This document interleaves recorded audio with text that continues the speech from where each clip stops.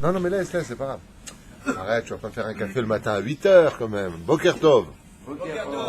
Beshem Hashem, Naaseh Venatzlech Lagdil Torah ou Leadira Betachlit Shalirat Shamaim. On est aujourd'hui le mardi 16 du mois de Shvat.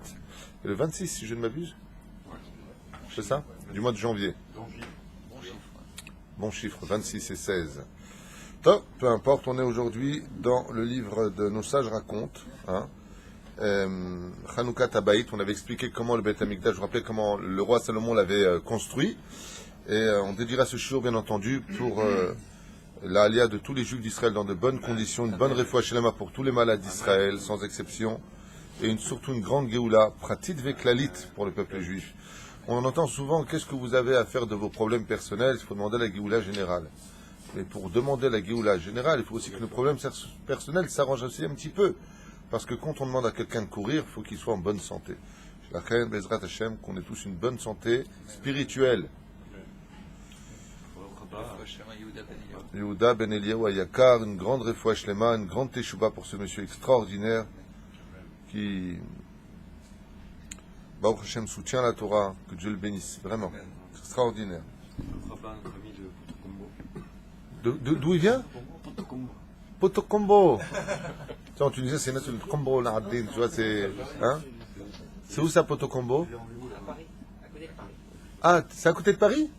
C'est un truc africain ou quoi? Non, mais c'est vrai. Potokombo? Exactement. Là, c'est 20 km de Paris, 25 km de Paris. C'est à 25 km de Paris. 25 km de Paris? Potokombo. Et il y a des juifs là-bas? Oui, il y a des travaux. J'ai pas demandé s'il y avait un maître rabbin, j'ai demandé s'il y a des juifs.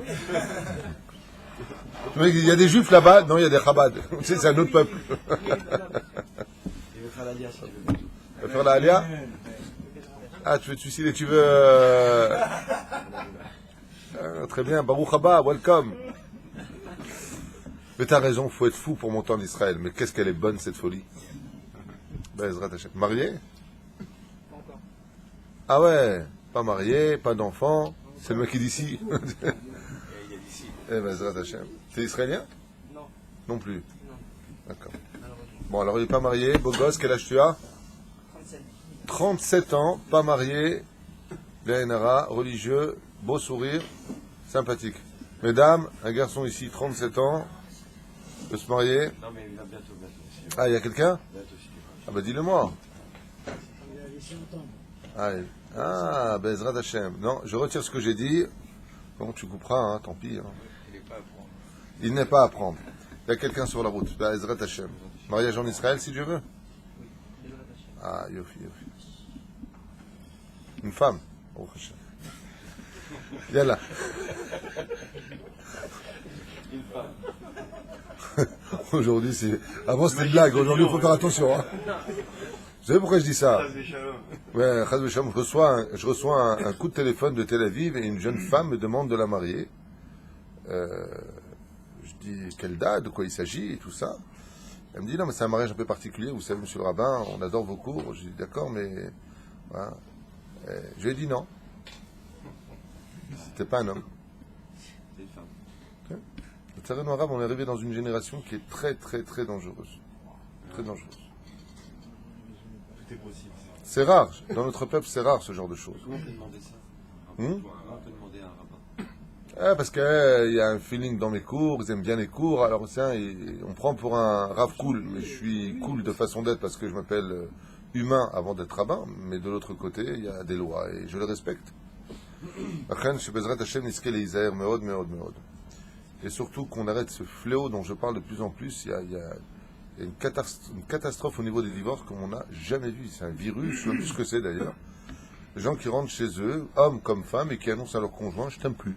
Le mec qui m'arrive pendant 30 ans, 20 ans, 40 ans, il rentre, je t'aime plus. Et alors qu'est-ce qu'on fait? Moi je te quitte. Je sais pas où on vit, mais Shem Yishmor Virahem. Binyan Bet Hamikdash ou Shlema, surtout que le Bet Hamikdash dépend du mariage des juifs. Quand un juif se marie, il faut savoir qu'il reconstruit le temple. Vous savez ça? Et Aline, Mazel, tu vas construire le temple. Bechodesh Cheshvan, c'est au mois de Cheshvan que le temple fut fini par le roi Salomon. Donc ça ferait dans le mois de octobre-novembre à peu près. Non, non, septembre, octobre plutôt. אולם חנוכת הבית נערכה רק בחודש תשרי, שאחר כך, ב-12 חודש, עמד בית המקדש נעול. Mais le temple, en réalité, il a été fini au mois de Tishrei, mais seulement, il est resté pendant 12 mois fermé. Il était fini, avant il était fermé.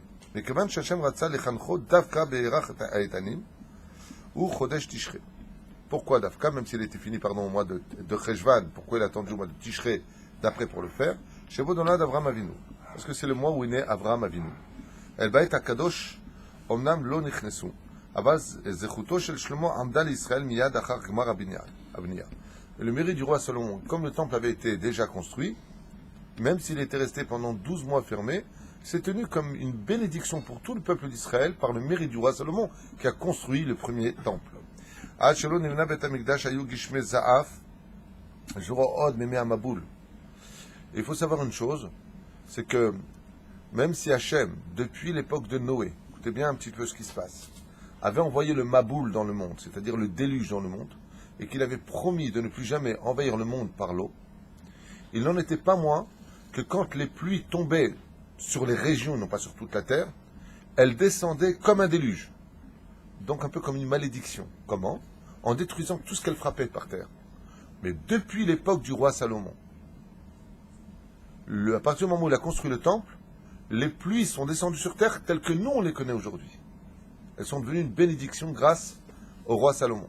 Je répète, Ad shelo nivna bet hamikdash, jusqu'à ce que ce premier temple fut construit, hayu gishme za'af. C'était pas des pluies sympathiques qui tombaient sur terre. Et lama, shenisharu od mime maboul, qui restait comme de l'époque du déluge. Yordim bechol shana merosh chodesh cheshvan b'meshech 40 yom, et il descendait tous les premiers du mois de Cheshvan, pendant 40 jours, il y avait de la pluie qui tombait. Et pourquoi tout cela?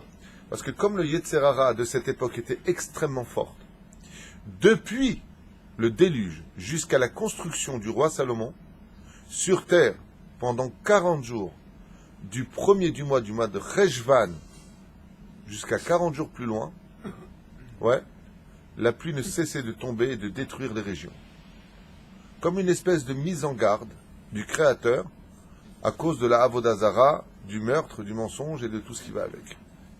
La reine, 40 jours durant. Quand est-ce que tout cela a cessé? Dès que le roi Salomon a fini le Beit HaMikdash, Akadosh Baruch Hu a arrêté ce minhag, cette tradition de faire descendre des cieux, comme une espèce de mise en garde pour les nations du monde, de respecter les 7 lois noachides, et donc les gens, quelque part, avaient un dévoilement divin. Puisque si tous les ans, pendant 40 jours, tombaient des pluies diluviennes sur le sol où habitaient les gens, c'est que quand même, le Créateur du monde se montrait un tant soit peu. Et pourquoi il se montrait plus qu'aujourd'hui on ne le verrait? Pour la simple et bonne raison, c'est que le Yetzer Hara était si grand à cette époque qu'il fallait quand même un espèce de signe venu des cieux pour montrer, nous, faites attention, n'oubliez pas le déluge. Donc il y avait ce signe, vous savez ça? Il y avait ce signe comme ça qui descendait du ciel, pendant 40 jours et 40 nuits, pour bien montrer que le déluge a bien eu lieu, faites attention à votre débauche morale. Voilà. חנוכת בית המקדש נערכה ברוב עם, בפאר ועדר רוב, בשיעור ובשבח, לבורא עולם אשר הסכים להשכין שכינתו בין בניו המייחלים לשמו. Et voilà que tout le peuple d'Israël s'était réuni, même les représentants des nations du monde s'étaient réunis pour voir la splendeur du Beit HaMikdash et honorer le Créateur qui allait accepter de vivre parmi les enfants d'Israël dans le Kodesh HaKodashim, j'ai appelé l'Arche d'Alliance, qui avait été faite en son nom.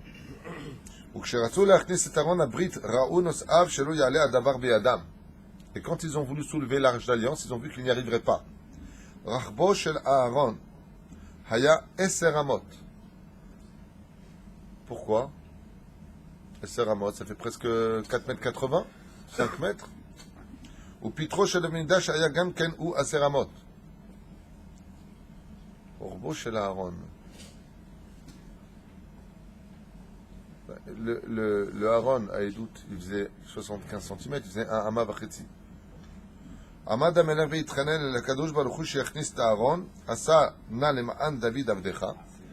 Bon, écoutez, là j'arrive pas à comprendre de quoi il parle, parce qu'il dit que le Aaron, s'il parle de ce que moi je pense, c'est le Aaron Haïdout. Le Aaron Haïdout, c'est traduit par l'Arche d'Alliance. L'Arche d'Alliance, elle faisait exactement... Ah oui, j'ai compris, ça y est. J'ai compris. Le Aaron, il faisait 75 cm. Mais les Hamoudim, les deux barres, elles étaient placées dedans pour le lever. Ensemble, elles faisaient presque 5 mètres. C'est bien. D'accord. Ça me semble plus logique. Et combien elle faisait la chambre du Kodesh à Kodashim? Elle faisait 10 amot. Si je veux rentrer un meuble d'1 mètre dans un mur d'1 mètre, est-ce que ça rentre? Celui qui a dit oui, il ne faut pas le prendre comme Kablan. Ça veut dire qu'il va te péter le mur, le mec. C'est impossible. Tu ne pourras jamais rentrer un meuble d'1 mètre dans un mur qui fait 1 mètre de large. C'est impossible. Il faut au minimum qu'il y ait 1 millimètre de moins. En tout cas, le Midrash, il pense comme moi, tu vois, c'est ce qu'il dit ici. Il dit pourquoi? Il dit, le Aaron, il faisait 10 amot. Et l'entrée du Kodesh à Kodeshim faisait 10 amot. Donc ça ne peut pas rentrer, tu vois, lui, il pense comme moi, le roi Salomon. D'accord? Et qu'est-ce qu'il a fait? Amad Amelech veitranen. Le roi Salomon, il s'est mis à prier à Hachem, et qu'est-ce qu'il lui a dit? Sheachni, c'est Aaron, fais-moi un miracle, que les murs s'élargissent un tout petit peu. David Abdecha. Et fais-le en honneur de ton serviteur, le roi David, mon père, a dit le roi Salomon. Il a vécu un miracle. C'est que le Aaron Haïdout a pu pénétrer la chambre sainte du Beth Amikdash. Voilà que quand ils ont voulu rentrer à l'intérieur,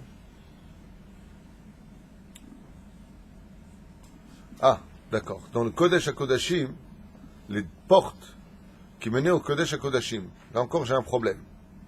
Pourquoi j'ai un problème? Parce qu'il n'y avait pas de porte. Peut-être à l'extérieur. D'accord, parce que le Kodesh HaKodashim n'était pas fermé par une porte. Voilà, c'était une parochette, c'était un rideau pourpre, si je ne m'abuse, avec deux pigeons de chaque côté, deux colombes. Alors de quoi il parle? Apparemment, il parle des portes extérieures qui menaient au Kodesh HaKodashim, ça oui, il y en avait. Elles étaient dvoukot, elles étaient fermées, comme si qu'elles avaient été soudées.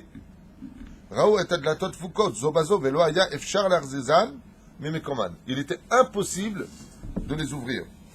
Qu'est-ce qu'a fait le roi Salomon? Et il s'est mis à prier avec un des plus hauts degrés de la prière qui s'appelle le chant en l'honneur d'Hachem. Et il en a fait combien? Ça s'appelle les renanot. C'est renni shouya en arabe. Renni, rina, ça veut dire chant. C'est un des plus hauts degrés qu'on puisse atteindre. C'est pour ça qu'il faut toujours chanter sa prière devant Hachem.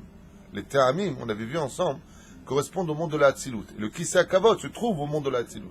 Donc quand tu viens pour parler à Hachem, mets toujours une espèce de ton mélodieux dans ta gorge. Parle avec Hachem en chantant. Ezrat Hachem. Sinon, c'est lui qui va te faire chanter. La reine Amar Shlomo HaMelech, 24 renanot. Il était persuadé que Ezrat Hachem, avec cela, les portes du temple s'ouvraient. Le Shum Davar Lokara. Il ne s'est rien passé. Vaikra Melech El Sha'arim Vayomar. Seu Sha'arim Rashechem Vayavo Melech HaKavod. Puisqu'il a vu ça, il a parlé aux portes. Ça y est, on en a chopé un. T'entends? Pour taquiner. Potocombo, pardon. Il parle aux portes là aussi. Le roi Salomon s'est mis à parler avec les portes. Ça veut dire quoi? Tu vois quelqu'un de super intelligent, il parle avec des portes. Qu'est-ce que tu lui dis? Appelez la police, on en tient. On parle au mur. D'accord? Vous parlez au mur, c'est vrai, les juifs. Mais qui a des problèmes, il va parler devant un mur. Intéressant. Alors, ça veut dire quoi? Il a parlé aux portes. Vous avez, avec l'habitude de mes cours, compris de quoi il s'agit. Les portes, ça bouge pas une porte. Oui. Alors c'est quoi? Comment tu peux parler avec une porte? À l'ange qui dirige la matière qui a été créée avec un nom. C'est-à-dire, si ça, ce verre en plastique ou ce verre dans ma main ou mon stylo ou ma montre ou ce micro, ce stander, tout ce qui porte un nom a automatiquement une âme. Et cette âme s'appelle l'ange qui dirige la matière, la molécule qui la tient scindée. Donc, quand le roi Salomon parle aux portes, ça veut dire que c'est adressé à l'ange qui dirige ces deux portes. C'est-à-dire, voilà ce que ça veut dire. Sinon, si c'est pas ça sa kavana, il faut l'arrêter tout de suite. C'est où Sharim Rashechem? Allez, Veuillez maintenant vous pousser en l'honneur de qui? Du roi des rois. Vayavo Melech HaKavod, et vient Akadosh Baruch Hu. Mise Melech HaKavod, qui est donc ce roi dont je vous parle? Shalou HaSharim, qui a dit ça? L'ange des deux portes. Il a dit de quel roi tu parles? Analahem Shom HaMelech, Hashem Izuz Vegibor, le puissant et grand roi d'Israël. Shalou Neftechu Sharim Amar Lushu HaMelech, c'est où Sharim HaShechem? Et qu'est-ce qu'elles ont dit les portes? Rien. Elles ne se sont pas ouvertes. Waouh. Niftechu HaSharim Amar, regarde. Kshelou Niftechu HaSharim, elles ne sont pas ouvertes. Amar Shuv HaMelech. Alors il a continué le Teilim. C'est où Sharim Rashechem et la soupitré en l'âme, et vos Melech HaKavod. Il a continué le verset en disant, maintenant, allez-y, poussez-vous les portes. Venez soupitré au l'âme. Et maintenant, venez ouvrir les portes du monde. Pourquoi? Car vient le roi des rois. Mi Ouzeh Melech HaKavod. Oh, pas, mais de qui le roi tu parles? Shalou HaSharim Vashenit. Hashem Tsevaot ou Melech HaKavod, c'est là. On parle du roi des rois, on parle d'Akadosh Baruch Hu. Ana Shlomo Badaim Lo Niftechu Adlatot. L'ange des deux portes, en l'honneur de Dieu, il n'a pas voulu ouvrir. Oh. Ça blata cet ange alors.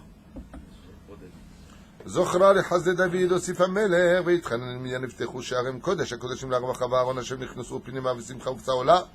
Aïe, aïe, aïe, aïe, aïe, qu'est-ce qu'il a fait? Après avoir prié 24 prières, parlé du roi des rois, demandant l'honneur du peuple juif, il n'a pas arrêté. Il a dit, bon alors, s'il te plaît, en l'honneur du Dieu, du roi David, de mon père, tu peux t'ouvrir? Tout de suite, l'ange, il a ouvert les portes. Alors, il y a deux façons de lire ça. Ou on avance, et on dit, ben c'est super, donc il a dit le roi David, il a ouvert. Ou on a fait l'étude comme il faut, et on pose la question essentielle. Pourquoi l'ange, qui obéit bien entendu au créateur du monde, ne s'est pas ouvert? Pourquoi Dieu lui a interdit à cet ange, quelque part, de dire, même si c'est pour mon honneur, ne le fais pas. Attends. Plusieurs raisons, et là nous avons Yitzhak Cohen, avec un grand sourire, qui ose me dire plusieurs raisons. Alors on va écouter deux raisons. Non, la première, c'est que comme il voulait construire le temple et qu'il ne l'a pas fait, donc c'est un kavod que beaucoup lui a fait. La deuxième, c'est... Attends, je traduis d'abord ce que tu viens de dire, qui est mignon. On peut dire que c'est mignon. Il dit, comme le roi David a voulu construire lui-même le temple et que Dieu l'a empêché de faire, pour les deux raisons qu'on avait citées la dernière fois, ses mains étaient pleines de sang parce qu'il défendait le peuple juif, il avait fait couler du sang des nations du monde, parce qu'il voulait nous attaquer, les Philistins ainsi de suite, les Amalicites. Deuxième explication, parce que si le roi David avait construit, son mérite était si grand qu'il n'aurait jamais été détruit. Donc Dieu a quand même fait honneur pour que l'inauguration du Beth Amikdash se fasse au nom du roi David, d'où l'intention pure du roi David de construire le temple. Belle explication. On va écouter la deuxième. Mais surtout, Ah, la principale, c'est pour montrer que le roi David n'avait pas fauté, et que, ou alors que beaucoup... t'as donné la vraie raison, la plus importante, c'est celle-ci, c'est que le roi David étant décédé, la faute de Bathsheba lui avait été reprochée en dernier lieu. Et les gens, ils ont dit, bon, alors le roi David a fauté, le roi David a fauté. Et étant donné que tout le peuple d'Israël s'était réuni, et qu'une espèce de Lachon Hara était sorti sur le roi David, Hachem a ordonné à l'ange de ne pas ouvrir ses portes. Et qu'est-ce qu'il a fait quand le roi Salomon il dit, bon alors, en l'honneur du roi David, ouvre-toi, accepte d'ouvrir tes portes pour qu'on puisse prier Hachem. Et dès que le nom du roi David a été prononcé, les portes se sont ouvertes. Le peuple d'Israël sur place a crié une phrase, lequel? Kol haomer David chata eno elatoe. Tout celui qui dira que le roi David a fauté se trompe. Et d'où est-ce qu'ils le savent? Comment Dieu il aurait accepté d'ouvrir ses portes en l'honneur du roi David? Non, ça c'est Yosef Hatzadik avec la mère. Je comprends pas parce que vous aviez dit, sauf erreur de ma part, que le roi David était rentré déjà au Kodesh Kodashim pour montrer à tout le monde. Non. Ça c'était quand il était à Shiloh. Il était pendant plus de 4 siècles à Shiloh. Mais c'était pour la faute de Ken Aval. Normalement, Ken. Aval. Vous savez qu'il n'avait pas fauté. Non, alors je vais vous expliquer une chose. Une personne qui dit qu'il fait tchouva dans les 3 conditions que prescrit le Rambam, au niveau du Pshat, c'est d'arrêter la faute. Donc on aurait pu considérer qu'il a répudié, mais il n'a jamais répudié. Donc les gens sont restés en disant, ok, il a fait tchouva, mais il a gardé la faute en lui. D'accord? C'est comme quelqu'un, il vole le stylo d'un autre. D'accord? Il dit, je te demande pardon de tout mon cœur. Ok, ben rends le stylo maintenant. Donc les gens ont dit, Besséder, tu as fait tchouva sur ce qui t'a été reproché, entre guillemets, même si en réalité tout ça c'est un coup monté. De l'autre côté, Rambat Sheva. Quelqu'un un jour, que Dieu nous protège, quelqu'un un jour est venu me voir.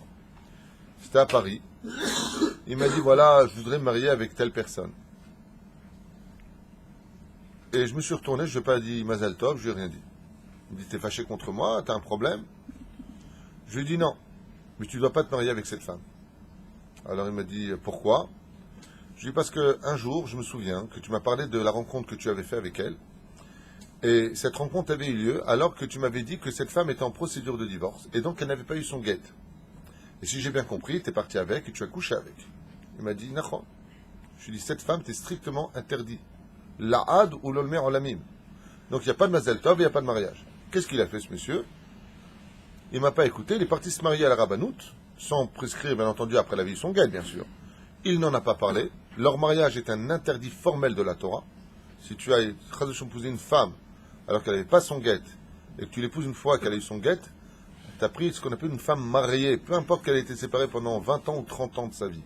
Elle n'a pas son guet, elle appartient toujours au premier mari. Et peu importe s'ils vivent plus ensemble depuis 10 ans, chacun son appartement, chacun son pays, ça n'a pas de rapport. Il faut qu'elle ait eu son guet, sinon elle est strictement interdite à tout homme. Et si un homme l'a connue, non seulement il porte une faute sur lui extrêmement lourde de conséquences, même si, bien entendu, tout est réparable par la teshuva, de l'autre côté, leur union est interdite dans les cieux, ce qui fait que chaque jour qu'il passe avec elle, il fait un interdit de la Torah. Et les enfants, ils viennent d'un Issour Chamour Meod. Vous comprenez ce que je veux dire? Ça s'appelle comment un enfant, alors, qui vient d'une femme mariée? Mamzer. Ben, la mamzer. Oui, mais là, c'est plus un mamzer, puisqu'il s'est marié après son guet. Puis des mamzerés. Pas au Tzodek. Adam au Tzodek, c'est ce qu'il vient de dire. Il dit d'accord, mais ils se sont mariés, et de toute façon, ils n'ont pas eu d'enfants, dans leur cas, eux.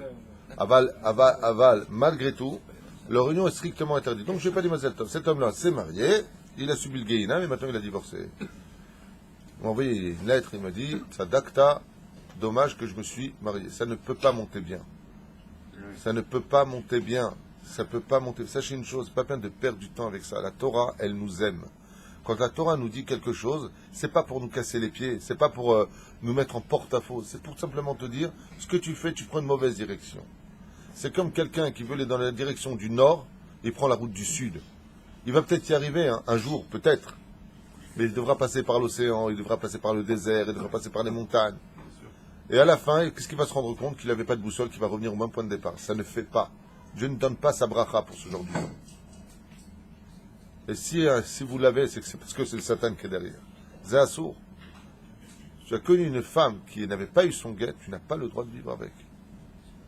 Et les rabbanoutes posent ce type de questions. Moi, je la pose cette question. Moi, quand je remplis une ketouba, je pose des questions, je suis clair avec le khatan et la kala. Non, en France, les rabbanoutes posent cette question. J'en sais rien, tu leur poseras la question à eux. Chacun son boulot. Qu'est-ce que tu crois, que d'être rab, c'est facile? Un rab, il aura des comptes à rendre sur tout ce qu'il a rempli comme ketouba, sur tout ce qu'il a fait comme enquête. Il y a des choses, il y a des choses. Aujourd'hui, grâce à Dieu, grâce au Rav Ovadia Yosef, la vie est devenue plus simple, et pour les rabbinim et pour les gens. Pourquoi? Il nous a sauvé la vie, cet homme. Et il nous a sauvé la vie. Maintenant, qu'est-ce qu'on marque sur l'Artouba? Shapir Takalta, on dit plus Betulta, on dit plus, je ne veux pas dire les autres noms, on marque plus le statut de la femme. Mais moi, par exemple, je le marque. Il m'arrive de marquer. Je pose des questions au couple. Une fois, j'ai un couple qui est venu me voir ici, c'était un Cohen avec une juive. Donc ça va. Poser la question à la juive, vous n'avez jamais été marié, tout ça. Je dis non, il n'y a pas de problème. Je dis d'accord. Vous êtes Roseret Bitchouva, ça? Ouais, enfin, je suis traditionnaliste. Ah ah. Je suis traditionnaliste. Vous avez vécu où? Elle m'a dit à Paris. Je dis, ah. Ah ah ah ah. Top. Vous pouvez sortir. J'ai la question à M. Cohen qui était venu me voir ici, là, le pauvre. Mamache le pauvre. Il est sorti. Ils sont venus me demander de les marier. Ken. Je dis, excusez-moi de vous poser une question. Est-ce que vous avez déjà été avec un goy? Bah ouais, oui, j'ai vécu avec lui pendant 1 an. On ne s'est pas entendu, mais bon, j'ai fait tchouva là-dessus, quoi. C'est bon. Vous avez vécu ensemble, je suppose. Ouais, enfin, je ne vois pas où vous voulez en venir. En quoi ça vous regarde? Je lui dis, vous avez donc couché avec, quoi. On m'a dit oui. Je dis, le problème, madame, c'est que cet homme-là vous est strictement interdit. Un Cohen ne peut pas épouser une juive qui a connu un goy. Il peut épouser une juive qui a connu un autre juif, mais si cette fille-là a connu un goy, elle lui est interdite à l'Pialacha. Bien entendu, ce qu'ils ont fait l'un et l'autre, ils sont partis. Je ne sais pas ce qu'ils ont fait, mais à la rabbanoute, ils ne vont pas le raconter. On parle de rapport. Hein. On parle de rapport sexuel. Ils ont eu un rapport ensemble. Elle est interdite à un Cohen. Et tous ces détails-là vont donner des enfants qui sont interdits à l'Pitora et que des catastrophes dans notre peuple. Shem Yishmor V'Rachem. C'est pour ça que Si c'était un juif. c'est moutard. Même si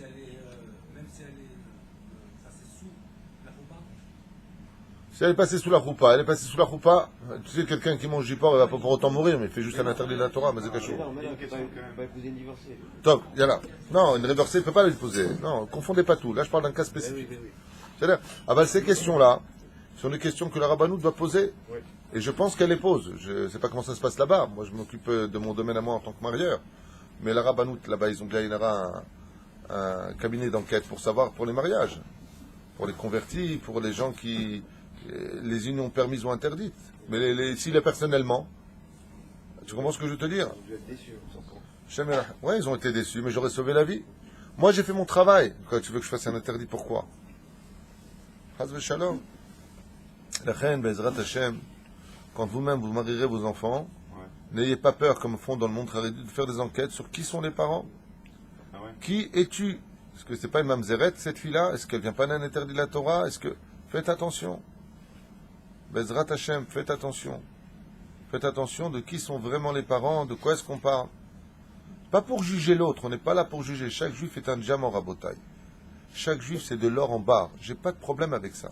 Mais il y a aussi des lois qui nous mettent en garde que des fois cet or-là, il n'est pas matim avec cet or-là. C'est pas, l'un ne va pas avec l'autre.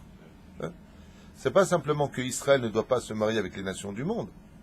Israël, dans notre propre peuple, on ne peut pas se marier avec n'importe quoi, dans le sens pas n'importe qui, parce que personne n'est n'importe qui. Mais il y a des unions al-Pitora qui sont interdites. Ah oui, et même convertis sociales. C'est là.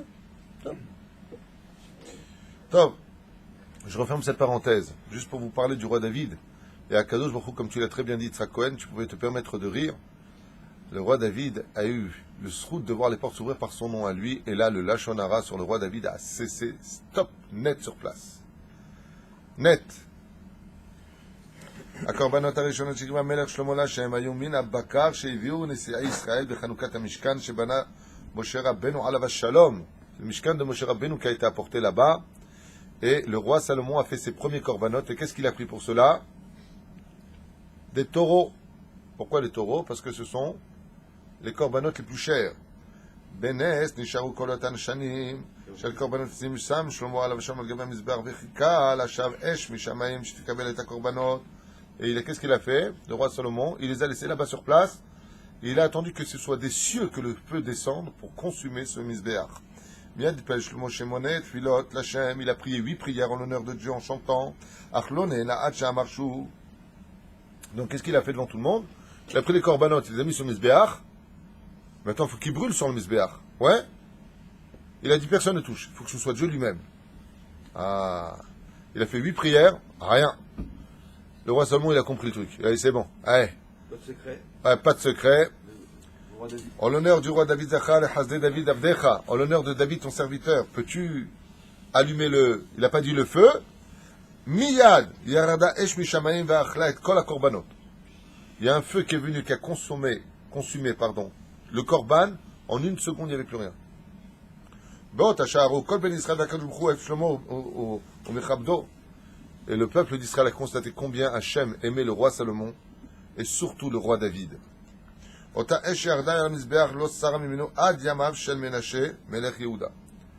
là, il s'est passé encore quelque chose de miraculeux. C'est que ce feu sur le Misbéach ne s'est jamais éteint jusqu'à ce que soit venu en tant que roi d'Israël Ménaché. Le roi Ménaché, roi de Yehuda. Ménaché, vous vous rappelez, était le fils de Chizkiyahu, Melech Yehuda. Donc on parle ici de 5 générations après le roi David. 5 croix, quoi, si vous préférez. Nora Verrier. Tu te rends compte, ça, Moshe? Le feu du roi Salomon ne s'est jamais éteint sur le Misbéach. Jamais. Tu savais ça? Et voilà, tu sais maintenant. לאחר הקרבת הקורבנות השם קרא המלך על דרכיו לעיני כל ישראל שנשא תפילה וביקש לגבול ישראל ויאמר המלך בית בניתי לכבודך השם. Le roi Salomon s'est mis à pleurer de joie en l'honneur d'Hachem. Il lui a dit, voilà Hachem, je t'ai construit une maison en ton honneur à toi, Elokai, mon Dieu. Ashrena et shchinatecha bo v'tekabel be'ava u'beratzon et kol habayim litpalel elecha bebayit zeh. Il lui dit, je t'en supplie, installe-toi parmi nous Hachem et reçois la prière de tous ceux qui viendront jusqu'à toi pour prier. Et cette prière tiendra jusqu'à la fin des temps, puisque aujourd'hui, même si ce n'est que la 3e muraille du Beth Amikdash, on a encore le Kotel Amaravi connu sous le nom de mur de lamentation. C'est comme le touriste, il est arrivé en Israël, il est rentré dans un taxi, il lui a dit, je sais pas comment on appelle ça là, chez vous, emmène-moi là où tout le monde pleure là-bas. Qu'est-ce qu'il a fait lui? Il l'a emmené aux impôts. Kol bakasha shevakshcha echad mibanecha bebayit ze malena et hayashar vetov haish. Et ça, qu'est-ce qu'il a fait le roi Salomon? Il a fait une prière qui deviendra le tremplin de toutes les prières du peuple juif quand ils viendront prier au Beth Amikdash. Le roi Salomon, il a prié à Hachem que sa prière soit le tremplin des prières des autres. C'est-à-dire, si un autre juif vient prier, qu'il n'a pas le mérite, il vient jusqu'au Kotel, s'il vient faire ceci ou cela, alors Bezrat Hachem, qu'il puisse, par ce biais, faire monter sa prière. Comme souvent, quand il y avait des décrets, il arrivait des fois à Rabbi Israël Abou Hatzera, Baba Saleh, Alav Shalom, il lui arrivait de dire d'un coup à son chauffeur, emmène-moi tout de suite au Kotel. Il allait au Kotel, il restait 1 heure, je ne sais pas ce qu'il faisait, il revenait dans la voiture, il repartait. C'est cette fameuse fois aussi où son chauffeur n'étant pas là, il a appelé un taxi, bien entendu pour prendre Baba Saleh, qui n'aurait pas couru pour le prendre. Et le taxi, il a dit, je jure, comme vous avez dit, de ne pas prendre d'argent à Gvod Arav. J'ai fait une joie, il lui a dit, maintenant tu ne peux plus rien me demander. Baba Saleh, il a dit, il n'y a pas de problème, prends mon mouchoir et mets-le devant, là où tu conduis, comment ça s'appelle, le tableau de bord. Et tu n'enlèves pas du tout. Il lui a dit, d'accord. Un ordre de Baba Saleh, c'est un ordre de Baba Saleh. Il a pris le mouchoir du Rav, il l'a mis dessus. Il lui a dit, emmène-moi au Kotel. Il l'a emmené au Kotel. Il est resté là-bas, ce qu'il est resté là-bas. Et il l'a ramené. Quand ils sont retournés à Netivot, Baba Saleh lui a dit, vous pouvez me rendre mon mouchoir. Il a rendu son mouchoir. Le mec est devenu fou. Cette personne dont je vous parle, je l'ai connu moi à Netivot. Pourquoi il est devenu fou? L'aiguille, elle n'a pas bougé d'un seul millimètre. L'essence n'est pas descendue. Baba Saleh lui a dit, tu veux pas me prendre d'argent? Je te prendrai pas d'essence. Ça c'est véridique. Une fois j'ai raconté ça, j'ai vécu 3 ans en Netivot pendant une période de ma vie. J'ai raconté ça à un Tzibour, et le taxi, que je connais, il a levé la main, il m'a dit, oui, oui, je suis le taxi, je confirme. C'est un beau kiddush Hashem comme ça devant tout le monde. Kachaya Maaseh, comme ce... Je vais raconter des histoires, j'en ai beaucoup à raconter sur le côté, là-bas, je ne veux pas vous prendre la tête. Au contraire.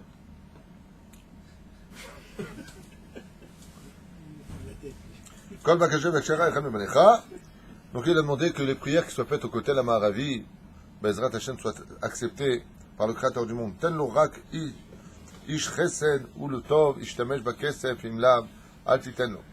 Juste demande une chose, a dit le roi Salomon. Si les Juifs viendront pour prier pour avoir une bonne parnassa au Kotel, et que cet argent servira à les forces du mal, n'accepte pas sa prière.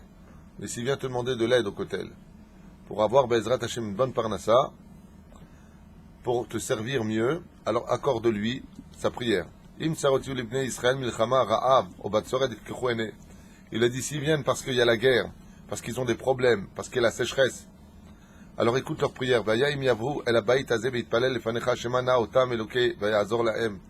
Aide le peuple juif et remonte leur situation. Sauve-les de tout mal.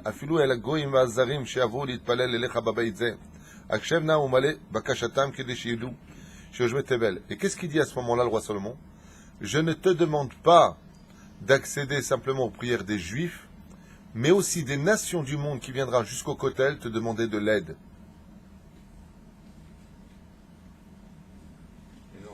Afilou el agoïm, même quand les nations du monde, a dit le roi Salomon, et les étrangers qui viendront prier devant ce Kotel, devant le Beth Amikdash, Akshevna, écoute aussi leurs prières.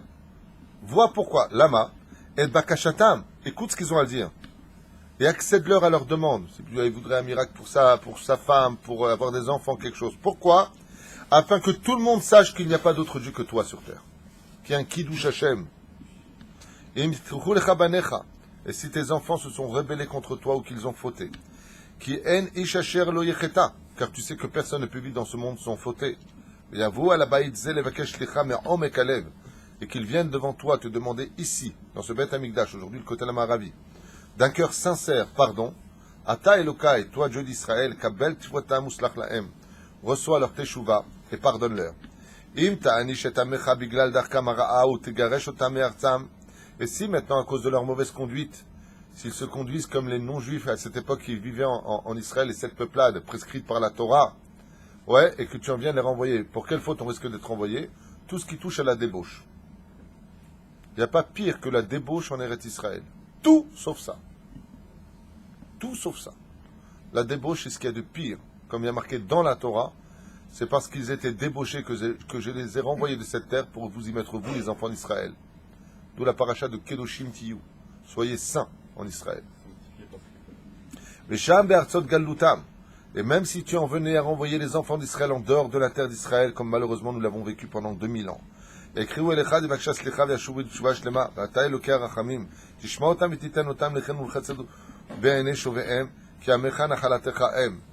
tu verras que dans le cœur de chaque juif, il demandera de revenir sur la terre d'Israël, mets de la douceur dans le cœur des nations du monde pour qu'ils puissent y revenir.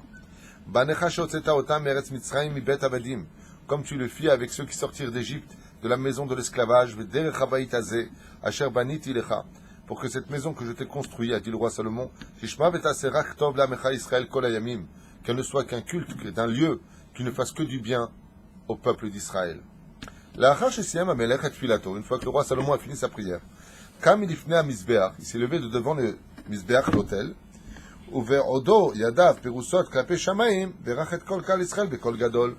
il a levé les mains vers le ciel et il a fait la bénédiction pour tout le peuple d'Israël. Beko Amar. Et vous voulez savoir ce qu'il a dit? Ça vous intéresse qu'on fait ou c'est dur ou vous voulez qu'on passe à autre chose?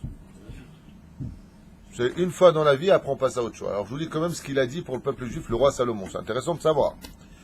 Beko Amar Amelech, ainsi a dit le roi. Baruch Hashem, béni soit l'Éternel, Asher Natan Menucha l'amo Israël, qui a donné Menucha paisible, comme on dit Menucha, du repos, si vous préférez, à son peuple. Bekiem lahem et kol Asher Eftiach, sérénité. Et qui a toujours tenu toutes ses promesses. Yahi itanu kemoshaya imavotenu, et que tu sois avec nous comme tu as été avec nos pères, Val yazvenu leolam, et jure-nous Hachem, promets-nous Hachem de ne jamais nous abandonner, jamais. Boteach ani b'Hachem, j'ai une totale confiance en toi Hachem, chez Shammai Tfilati, que tu écouteras ma prière, ve'iten belibenu bina l'eratzon, et donne-nous de l'intelligence et de la distinction, la volonté lesquelles mitshmor toratecha mizvotecha. C'est exactement ce qu'on dit exactement jusqu'à aujourd'hui, la prière qu'il a faite, donc c'est du roi Salomon, tous les lundis et jeudis. Et qu'est-ce qu'on dit? Il a dit comme ça, le roi Salomon à Dieu, donne la force à ton peuple de garder ta Torah et toutes tes mitzvot, afin que le peuple juif soit une lumière pour les nations du monde et que tout le monde sache par le fait d'être shomer Shabbat, le fait de manger kasher. Tu vois, une fois j'ai été invité à un studio, peu importe à Paris, pour une réunion très importante, et donc je suis arrivé avec mon chapeau comme ça, et ils étaient donc ils avaient prévu à midi de manger tous ensemble, et donc je m'assois avec eux, et bien entendu je ne touche à rien, et d'un coup une des responsables de la réunion me dit: ah non mais monsieur le rabbin, nous avons prévu pour vous ce qu'il fallait. Et je vois comme ça quelqu'un qui vient avec un plateau fermé, hermétique, du beddin, glad kasher. Elle m'a dit: je sais que dans vos viandes c'est un peu compliqué, on vous a pris du poisson. Bon, j'ai pas mangé le plat non plus, mais j'avais déjà mangé, je voulais pas. Il y a une haine de ne pas manger de peur d'eux. Non, Maritime, non, j'étais le seul juif d'abord, et puis à part cela, c'était. Je pouvais attendre, je ne peux pas presser. Si j'avais très très très faim, on aurait peut-être pu s'arranger, tu vois, mais là non. En plus, ça c'était pas ma cam. Enfin, l'homme échané. Truc de l'armée là, tu sais. Ah ouais. C'est pas la bracha si c'est Shema Israël ou Mechaya Metim ou. C'est pas quoi faire comme bracha, tu vois. C'est de l'armée. C'est le style de poisson que. Tu vois ce que je veux dire? Ouais. כל העם שמע ביראת כבוד על דבר השם ולאחר שזבחו להשתמם ולאחרים וראו כולם בקול גדול וחגגו את חנוכת המזבח בפר הדar. Ils ont dit, le peuple d'Israël, ils ont dit: et maintenant nous qu'est-ce qu'on doit faire? Toi tu pries pour nous, amen, kol hakavod. Et nous qu'est-ce qu'on doit faire? Et le roi Salomon, premier Breslev de l'histoire, qu'est-ce qu'il a dit? Vous, peuple juif, qu'est-ce que vous devez faire? Être toujours heureux et danser constamment. Soyez toujours smechim. Voilà ce que je vous demande. D'être sameach, heureux. Soyez heureux malgré les épreuves, malgré la situation. Soyez heureux. comment il peut demander une chose pareille? Parce que Akadosh Baruch Hu, il est descendu. Le créateur du monde qui a créé la matière, l'univers, l'espace, le vide, il a accepté de descendre dans une boîte de 75 cm. Dans une joie tellement intense qu'elle a été lumière pour toutes les nations du monde. Le roi Salomon, il dit, regardez Hachem. Lui, il peut tout avoir. Il est tout. Et il est heureux parce qu'il est uniquement avec nous dans une boîte. Et vous, vous êtes juifs. Vous êtes un peuple désiré par Dieu. Alors ne voyez pas parce que votre maison elle est petite, parce que vous n'avez pas assez de parnassa, parce que vous avez trop de ceci ou de cela, parce que votre belle-mère elle est tout le temps à la maison. Ne voyez pas ça. D'ailleurs, ta fiancée a une belle-mère, sa mère. Ah pardon. Non, parce que quand tu te maries, tu épouses la belle-mère avec, hein, faut savoir. T'es au courant. Ouais, c'est mieux, hein. Hein? C'est une Tunisienne. C'est quoi? Une Algérienne, ouais, c'est rien, à la fin c'est pas bon. Algérois. Elles sont bien, elles ont beaucoup de savoir-vivre, les Algériennes. Oh, non, non, c'est bien. En plus, elles aiment pas trop déranger. Les Tunisiennes, c'est plutôt... Alors, ça va, vous êtes là? C'est... Au niveau bouffe, quoi, ça va pas... Tu vas pas grossir, quoi. Je vais recevoir des mails sur ce cours. Alors là, pas du tout. Venez, je vais vous faire un plat, je vais vous faire un plat, pas du tout. Mon épouse est algérienne, Baruch Hashem, de ses parents. Et voilà. Hein? Elle est devenue tunisienne. Elle est? Elle est devenue tunisienne. Tout à fait, tout à fait. Voilà. On mange du poulet, on mange... On mange gadol qui est melech. Il leur a fait un grand repas. Koraba ita simchat achogigim achit עד שחיללו את יום הכיפורים בגלל חנוכת הברית, בהיותם חוגגים יומם ולילה שכחו את היום הקדוש. Ouais, ça je ne le savais pas par contre. Alors vraiment là je tombe par terre. La joie a été si intense, si grande, si remplie d'émotions, que dans le Beth Amikdash, ils ont carrément oublié Yom Kippourim. Ils ont continué à boire, à danser, à manger, alors qu'on était le 10 du mois de Tishrei, en plein Yom Kippourim. Regardez bien ce que nous dit le texte. Koraba ita simcha. Il y avait une telle effervescence de joie, de hurlements d'allégresse, pas Chaz v'Shalom du carnaval de Rio, Chaz v'Shalom, tout dans la simcha. Un tel sourire. Je m'excuse de faire encore une parenthèse, mais quand je regarde les vidéos, grâce à Dieu, de ce que nous organisons dans... Je parle de Oel Moshe, ce que nous faisons ici dans les salles, je vois les photos, je vois les... Vous avez tous une joie sur le visage, que tout le monde remarque. Mais c'était quoi comme fête? On prend l'album des photos qu'on a fait de Hanouka, de Purim, des événements, des dîners qu'on a fait pour le Kollel. Il y a une simcha sur le visage, tout le monde me dit, mais c'était quoi? Tu leur as fait des choses? Non, non, on leur a pris des dons. C'est ce qu'on appelle payer content. Et donc il y avait une telle joie. Jour comme nuit, les enfants d'Israël n'ont plus cessé de danser, de ressentir. Maintenant, je vous dis la vérité. Comment est-ce qu'ils ont pu arriver à ça? Danser le jour et la nuit. Moi, je danse 1 heure au maximum. Il faut 3 jours à l'hôtel après pour me reposer. Comment tu peux danser le jour et la nuit? Ils en ont oublié leur corps et ils en ont oublié leur âme. Pourquoi? Tellement ils ressentaient Dieu avec eux à ce moment-là qu'ils ne pouvaient rien faire de ça. Même si le mec il voulait s'asseoir, son corps ne le laissait pas. Tellement il était heureux de ressentir Hachem. Quand ils se sont rendus compte que Yom Kippour était passé alors qu'ils étaient encore en train de danser au lieu de pleurer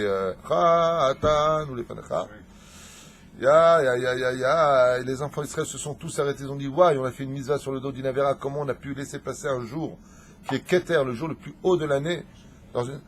Il y a une bat-kol qui est sortie des cieux, une voix céleste est sortie et a dit Al titzaru kulchem uzumanim lechayol hamaba. Akadosh Baruch Hu, il leur a dit surtout, ne regrettez pas ce jour-là d'avoir oublié Kippour, car pour m'avoir donné autant de joie de vous voir heureux enfin pour la création du monde que j'ai fait pour vous, mes enfants, vous serez tous le jour de votre mort. À l'époque du Beth Amikdash, le roi Salomon, il leur a dit à Hachem, Kulchem muzumanim lechaye haolam haba. Comme vous avez dansé en mon honneur à moi, pas vous faites des mariages pour vous. Non, non, tu mets du Barry White, Stevie Wonder. Non, moi je veux pas séparer. Non, je veux pas. alors tu fais les choses pour toi. Mais si tu fais les choses en l'honneur d'Hachem, il a dit Hachem, chacun de vous avait dansé en mon honneur. Vous avez chanté en mon honneur. Vous avez prié pour mon nom à moi. Alors je vous invite à continuer dans le monde futur directement, sans jugement. Vous viendrez directement danser chez moi. J'ai adoré votre cœur à ce moment précis de l'histoire. Je vous le traduis. Yatsa bat kol mina shamayim mimarom ve'amra, et leur a dit Hachem, al titsaru, surtout, n'ayez crainte et ne soyez pas déçus. Kulchem mezumanim lechaye haolam haba. Une fois, le Gaon de Vilna a vu un taxi qui faisait la tronche. Il était sabal, il avait une charrette, et il emmenait une marchandise d'un endroit à l'autre, d'un endroit à l'autre, d'un endroit à l'autre. Et ce taxi-là, quand il a vu le Gaon de Vilna, qui vivait dans quelle ville, Yitzhak? À Vilna, bonne réponse. Il réfléchit, le mec. Le Gaon de Vilna, tu vois, c'est comme le cheval blanc d'Henri IV, blanc. Et bien de la même façon, c'était Vilna, Yatik Oujik. Et ça fait du bien, ça. Résultat des courses, Mashiach s'amusait, et il est parti le voir, et qu'est-ce qu'il lui a dit? Est-ce que d'après vous, Gvodarav, il lui a dit, le taxi, il met de la marchandise la journée comme ça, il lui a dit, est-ce que vous pensez que j'ai le monde futur? Il lui a dit, raconte-moi comment tu vis ta vie, et je te dirai comment tu as le monde futur, si tu as le monde futur ou pas. Il lui a fait, ma vie. Aïe, aïe, aïe, ma vie. Ma femme, elle est comme ça. Mes enfants, ils sont comme ça. Le travail, je travaille comme un chien du matin au soir. Nanana. Le gars devient stop. T'as pas de monde futur. Il a dit quoi? Non seulement je mords, mais j'ai pas de monde futur. Il est devenu fou. Il lui a dit, celui qui n'est pas heureux dans ce monde, il peut pas être heureux de l'autre côté. Ça, c'est une histoire que j'avais lue sur le Gaon de Vilna. Ici, il y a Tabat Kol. Vous avez donné tellement de joie. C'est être heureux de sa mère, de sa Martha. Ah, tout à fait. Il n'y a que celui qui va au Man à Rosh Hashanah qui peut comprendre. On sent, c'est pas simplement ça. Oui, c'est vrai ce que tu dis. À Ouman, on sent pas vraiment le Yom Rosh Hashanah qu'on sentirait dans les Beth Knesset, dans le monde entier ou même en Israël. Il y a une telle simcha que c'est ce que veut Dieu plus que tout au monde. Soyez vraiment sa mère. Ayez confiance en moi. Si les Juifs, et là ce que je veux dire est un peu difficile, parce que c'est vrai qu'on passe vraiment par des épreuves très délicates. On a des gens qui sont très malades, des gens qui sont à la rue, des gens qui sont... Et de l'autre côté, grâce à Dieu, il y a des super belles maisons, des belles villas, des voitures sur tous les parkings. On peut voir l'un et l'autre. Mais ce qui est certain, c'est que celui qui veut son monde futur, il a intérêt à vivre sa situation et de savoir que malgré les épreuves qui sont très douloureuses, comme la solitude, qui est pour moi la plus grande maladie de cette génération, des femmes qui sont abandonnées par leur mari du jour au lendemain, mais ils sont fous, les gens. Ils sont fous, vous ne vous rendez pas compte du mal que vous faites. Où elles sont toutes tes promesses du mariage? Où elles sont toutes tes promesses quand tu étais malade à l'hôpital et que ta femme venait te ramener, qu'elle a éduqué tes enfants, quand elle n'allait pas financièrement, elle était là pour toi, quand elle n'allait pas moralement, elle était là pour toi. Et parce que tu as trouvé plus jeune qu'elle, alors tu la laisses. Comment ça vit dans la tête? Elle fait une opération chirurgicale, elle s'arrange un petit peu, elle fait un bon régime, hein? Quoi? C'est pas une blague, c'est ce qu'il dira à Rabbi Yosef. Si une femme doit faire une petite opération chirurgicale pour plaire à son mari, qu'elle le fasse, maïesh. C'est-à-dire, Lama, pourquoi détruire une famille entière? Parce que quoi? Pourquoi être aussi ingrat? Moi, je vais vous dire, j'ai connu un homme à Paris, il était avec sa femme, il ne s'entendait pas du tout avec elle. Et un jour, sa femme était vraiment blata. Et un jour, j'étais le voir, et je lui ai dit, mais là, je peux te poser une question? Il m'a dit oui. Je lui ai dit, comment se fait-il que tu supportes une telle situation? Il m'a répondu quelque chose qui m'a choqué. C'est quelqu'un de très pieux. Et il m'a dit, pendant une période de ma vie, j'ai été très très très malade. Je lui ai dit alors? Il dit, c'est elle qui m'a apporté, c'est elle qui m'a nourri, c'est elle qui a tout supporté, c'est elle qui est partie travailler. Je lui ai dit, il y a combien de temps de ça? Il m'a dit, il y a très très longtemps. Je lui ai dit, alors? Et alors quoi, je vais renvoyer une femme à qui je dois ma vie? Akara Tatov. Tout ça pourquoi? Pour tenir la main d'une plus jeune? Tout ça pourquoi? T'éteins la lumière, toutes les femmes sont les mêmes dans un lit. Excusez-moi pour le respect que je vous dois. Aval, pourquoi tout ça? Alma velama. Par contre, tu as des choses qui ne te plaisent pas, tu vas lui dire. Tu vas lui dire, voilà, je voudrais, s'il te plaît, que peut-être tu as trop de rides, je ne sais pas quoi. Tu prends un fer à repasser, tu repasses, j'en sais rien, fais un truc. Dis-le, dama. Ah bah de l'autre côté, quand ces femmes-là, on leur dit, Il faut que tu t'arranges. Qu'est-ce qu'elle dit la femme? Pourquoi? T'as vu ton bide, toi? T'as vu ça? Aval Zechabal, parce qu'il y a une plus jeune qui l'aime avec son bide. Alors fais attention. Qu'il y ait un peu d'intelligence et pas trop de émettre dans les discussions. Cherche pas à avoir tout le temps raison. Sois intelligent. Ton mari te demande quelque chose, fais-le. Ton mari te dit quelque chose, fais attention. Tu sais pourquoi fais attention? Parce qu'aujourd'hui, c'est pas fais ce que tu veux, casse-toi si tu veux. Les hommes dans cette génération, ils refont très vite leur vie. Donc quand tu as quelqu'un, fais tout pour le garder. Sois pas son esclave ni sa servante, sois intelligente. Pour tes enfants, pour toi-même. Parce que la solitude, c'est ce qu'il y a de pire au monde. Et tout ça pourquoi? Parce qu'il n'y a pas de dialogue. Vous comprenez ce que je veux dire? On croit que tout est un acquis.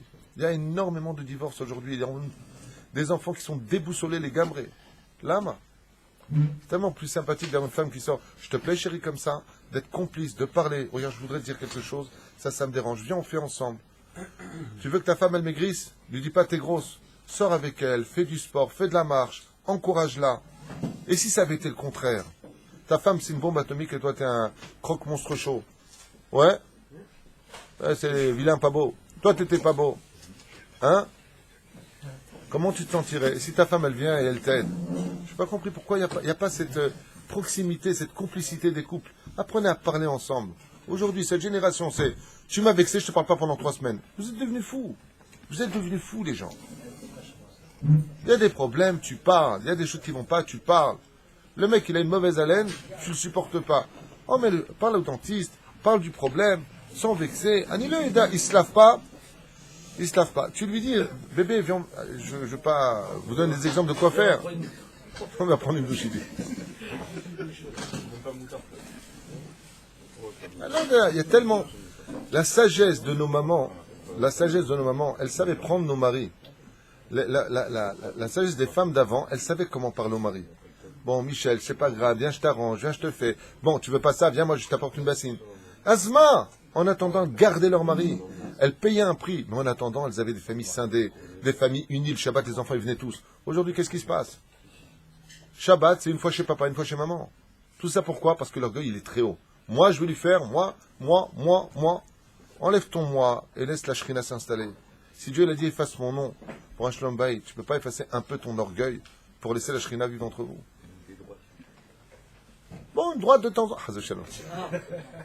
Et lui dit non, il a peur. Il est interdit de frapper sa femme. Non, parce qu'il dort surtout si la police, elle le sait. Quoi? à la maison et hier, il m'a vu un peu chaud. En tout cas, Baruch Adonai Leolam Amen V'Amen, שנזכה להגדיל תורה לאדירה, בניין הדעה, תהיה לכל עם ישראל. On a vu en tout cas avec la bat kol, mais, Abraham, ils ont entravé Kippour, hein. Lo alinu velo alechem. Mais ils ont dansé en l'honneur d'Hachem. Ils ont fait des spectacles en l'honneur de Dieu. Une bar mitzvah, ton fils il se marie avec Hachem. Fais le bar mitzvah, il est le fils de Dieu, Dieu il descend. Fais pas un mariage. Fais pas une bar mitzvah, les danses ensemble, la shrina elle reste pas. Pourquoi Simcha passe avant tout, quoi? C'est incroyable. Faites attention, on peut être en joie dans le carnaval de Rio avec de la bière. On parle pas de cette joie-là, on parle de la joie de servir Hachem. Baruch Hashem, Ani Noshem. Kol Tov.